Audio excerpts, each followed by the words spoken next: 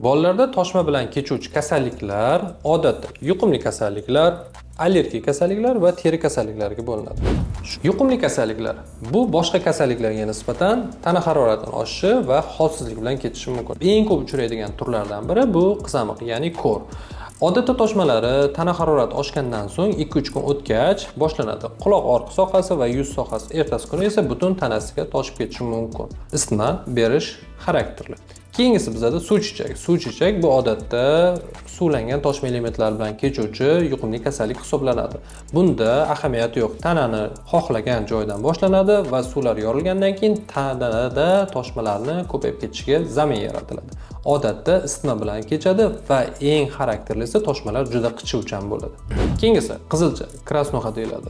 Mayda pushti toshmachalar bilan namoyon bo'ladi, tez tarqalish xususiyatiga ega va 3 kun ichida to'liq yo'qolib ketadi.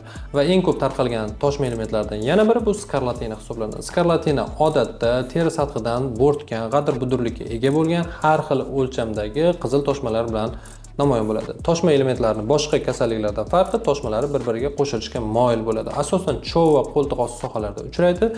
Klinik belgilarda eng yaqqol va eng tarqalgani bizda kapalak sindromining musbatligi. Yuqumli kasalliklarda infeksiyani tarqatuvchi bemor odam hisoblanadi. Infeksiya yuqtirilgandan keyin darrov tezda toshma elementlari namoyon bo'lmaydi. Kamida 1 hafta, 10 kundan keyin toshma elementlari namoyon bo'lishi mumkin.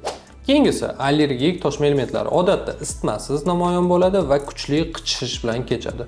Asosiy keltirib chiqaruvchi sabablari esa oziq-ovqatlar, ba'zi bir ovqat mahsulotlaridan keyin toshma toshib ketishi yoki ba'zi bir dori vositalaridan keyin toshma toshishi, ba'zida esa hayvonlar, odatda mushuk yoki papugaylardan keyin ham tanaga toshma elementlari toshishi mumkin.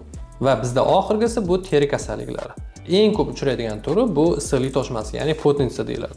Odatda chaqaloqlarni biz issiq kiyintirganimizdan so'ng teri burmalarida issiqlik toshma elementlarini, ya'ni mayda-mayda qizil toshma elementlarini ko'rishimiz mumkin. Bu issiqlik toshma elementi hisoblanadi. Va undan keyingisi esa kontakt dermatit. Bu odatda kimyoviy mato yoki kimyoviy modda ta'sirida, ba'zida esa tagliklardan keyin o'sha taglik kiyilgan sohalarda qizil mayda toshma elementlarini ko'rishimiz mumkin bo'ladi. Bolada har qanaqa toshma elementi bo'lishidan qat'iy nazar biz shifokorga ko'rsatishimiz shart. Nega? Chunki hammasini davolash kursi alohida.